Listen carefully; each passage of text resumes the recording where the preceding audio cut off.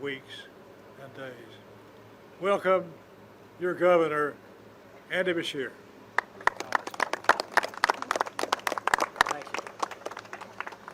Thank you to Congressman Rogers, who has been a fierce advocate for Eastern Kentucky for so many years. Thank you all for being here. Less than 2 weeks ago, this region suffered the most devastating, destructive flooding to hit our Commonwealth in my lifetime. At least 37, now I believe 38 lives were lost, including 4 young children. Communities have been destroyed, if not completely wiped off the map. Once again, our people are hurting, facing loss and hardship on a scale that's hard to process. Eastern Kentucky is a place where flooding is a part of life, but no one has ever seen anything like the historic flooding that hit us on the night of July 26th. Hours of rainfall hammered these mountains, sending walls of debris, clogged water crashing through homes and businesses, sweeping them clear off their foundations, crashing them into bridges, and for some, their home's just gone. We don't even know where it is. Maybe not one scrap that we can locate. Seeing the devastation firsthand is heartbreaking. It's traumatic just to witness, much less for these families and these children to live through. I talked to a grandmother who was pulled out of the window of her car as it was swept away, just seconds between life and death. Brittany and I sat with a young family as they showed us pictures of the homes that they had worked a decade to build, one that they were so proud of that is a total loss.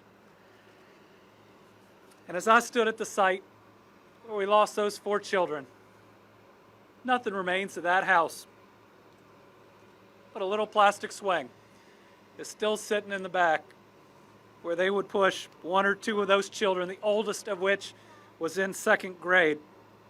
The tragedy just comes all that much more home. And it comes just a little over a half a year before the deadliest tornado outbreak in our history took the lives of 81 of our fellow Kentuckians. And it comes amidst a one-in-a-century global pandemic that's taken more than 16,300 Kentuckians from us. All these people are children of God, taken far too soon. They meant so much to their families, to their communities, and these losses are going to be felt deeply for generations. While the body is mortal, the soul is eternal, and to those lost, we will see you again. The trials and tribulations we Kentuckians have faced are hard to understand. But one thing we've proven over and over is that Kentuckians do not break. We may get knocked down, but we don't get knocked out. Just look at the families right here and the families over there, hugging on the ones they love. Extended family coming down to support them. Everybody finding a place to stay because that's who we are. Kentuckians are good people. We open our hearts and our homes to one another. And while this continues to happen to us, maybe it's because we can take it, because of how we lean on one another in times of need. No red or blue, no D or R. It's Kentuckians looking out for Kentuckians. My visits here last week reminded me of the wise words of the late Fred Rogers, Mr. Rogers. When tragedy strikes, he said, look for the helpers. You can always find the people that are helping. Everywhere I look, helpers are stepping up. That is who we are. It's what we do when the stakes are life and death. Here in Kentucky, during tough times, we open our hearts and our homes to one another. Jeremy Creason is a fire chief in Mayfield. I remember talking to him as the tornado was going through, and I remember meeting him at first light outside a candle factory where we prayed for a miracle, thinking we'd lost 100. Thankfully, we'd only lost 13. It was just the other day I was talking to Mayfield Mayor Kathy Onan. She was telling me Jeremy Creason had loaded up his ambulance and was driving right here to Eastern Kentucky, despite, if you looked around his community, so much work still to be done. She told me that Jeremy asked to pass a message on. He said the people of Eastern Kentucky and the world was there when Western Kentucky needed it. And you could bet that Western Kentucky was coming to Eastern Kentucky in their time of need.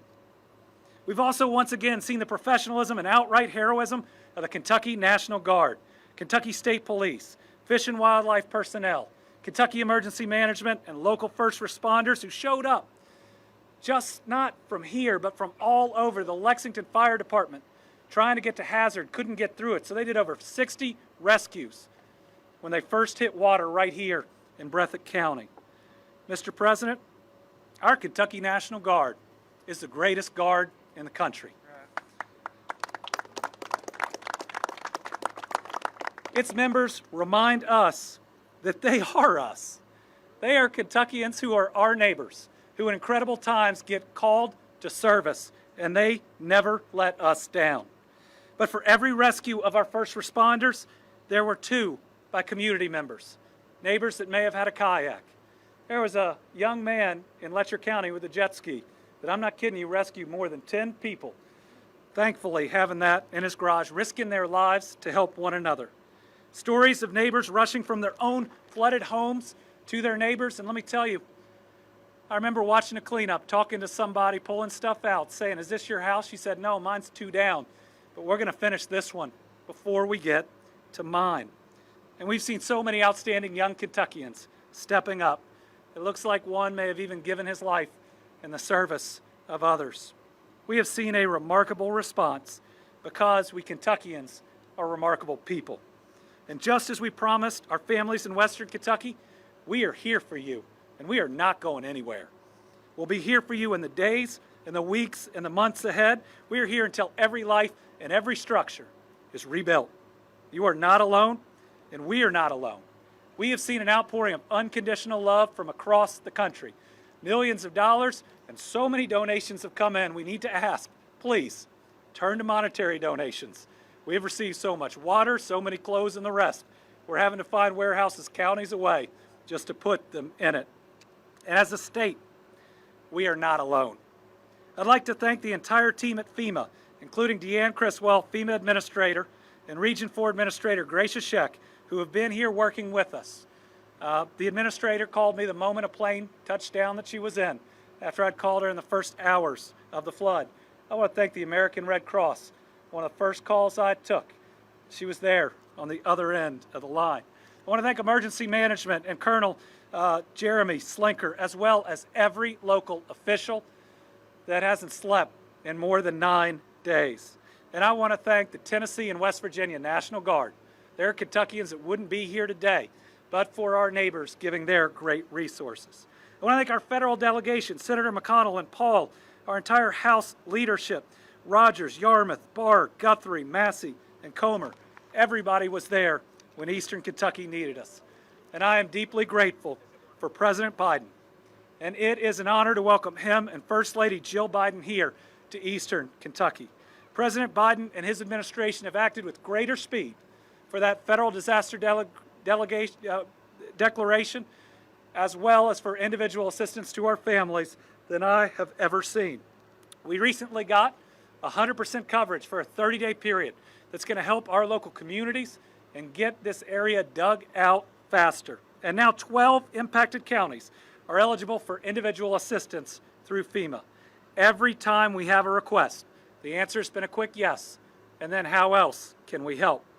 On behalf of the Commonwealth, Brittany and I are grateful for that partnership and the attention and love that you have shown for our people. But I have one more important ask for what else can we do? In Western Kentucky and across the country, and we've had this discussion, too many people are being denied by FEMA for technicalities, and too little is paid to those that get through the system. The people of Eastern Kentucky have lost everything. Most just have the clothes left on their back. No insurance, no other coverage.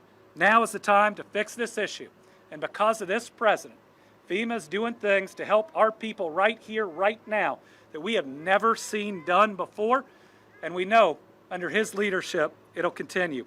I want to thank everybody in FEMA for adapting with us as our people desperately need it. In these times, even more than most, we Kentuckians lean on our faith. I believe we see God in the response, and that's a good thing because we have so much more to do for the people here. In the book of Joshua, God says, "Be strong and courageous. Do not be frightened. Do not be dismayed, for the Lord God is with you wherever you go." In the book of Jeremiah, we're told, "For I know plans I have for you, declares the Lord, plans to give you peace, not disasters, plans to give you a hope and a future." To the people of Eastern Kentucky, we love you. We're going to be here with you. And this President and First Lady are here today to show that you matter to them. Now I'd like to introduce you to a president who has been there in times of disaster each time we've called and is making things happen that we have never seen before, President Joe Biden. Well, thank you very much. Folks, I was going to give more formal remarks, but can y'all hear me? Is this on?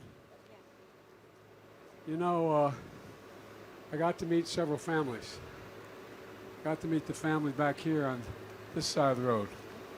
To see what's happened to their properties, their trailer, everything they had, and how they come together. No complaining, just getting up and going to get it done. And I walked across the road, another family. One family, gentleman, his trailer is all the way up at the other end of the property, gone. And you know what? When I started talking about what we could do, he said, well, you know, we Kentuckians don't want to ask for too much. Catch this. We don't want to ask for too much. We're used to having neighbors help us out. We don't know that the rest of y'all, everybody else should be doing this. I said, you're kidding me. Seriously, what are you talking about? And to point it out that, here's the deal. It is true that the people here in this community in Western Kentucky and the folks I met in the tornado, they're not just Kentuckians, they're Americans. They're Americans. This happened in America. American problem. And we're all Americans. Everybody has an obligation to help. We have the capacity to do this. It's not like it's beyond our control. The weather may be beyond our control for now, but it's not beyond our control. And I promise you, we're staying, the federal government along with the state and county and the city, we're staying until everybody's back to where they were. Not a joke.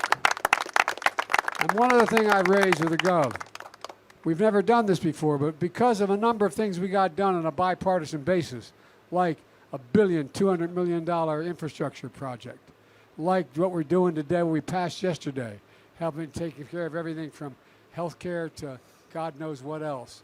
What we're going to do is we're going to see, for example, if they got to put a new water line in the community, there's no reason why they can't at the same time be digging a line that puts in a whole new modern line for internet connections.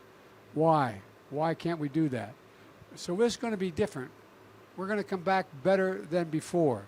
And I really mean it. That's the objective I have. Not come back to what we were before, come back to better than we were before. And I mean this, Gov, and you know I mean it. And I'm confident with your leadership we can do it. Along with we call them county executives where I'm from, but from the judge here. I'm finding this is something that we can all do. We can get this done. Because we're the only country in the world that has come out of every major disaster stronger than we went into it. We got clobbered going in, but we came out stronger. That's the objective here. It's not just to get back to where we were, it's to get back to better than where we were. And we have the wherewithal to do it now with the legislation that's been bipartisanly passed. So I don't want any Kentuckian telling me you don't have to do this for me. Oh yeah, we do. You're an American citizen. We never give up. We never stop. We never bow. We never bend. We just go forward. And that's what we're going to do here. And you're going to see. And I promise you, the bad news for you is I'm coming back because I want to see it. Thank you very much. Am I supposed to introduce you, Judge? I think you're it. That's it. You're a man.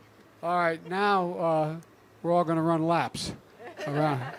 But all kidding aside, thank you, thank you, thank you, thank you. These people deserve an enormous amount of credit for their courage and their stamina. Thanks.